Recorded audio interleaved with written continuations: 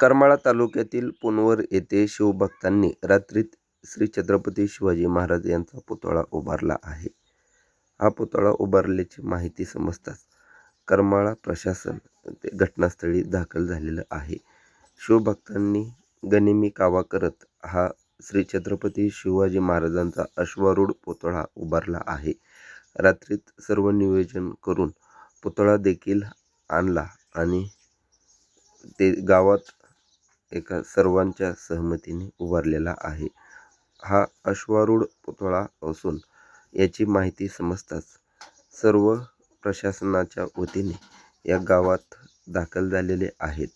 हा पुतळा काढण्यात यावा अशी मागणी प्रशासनाची आहे.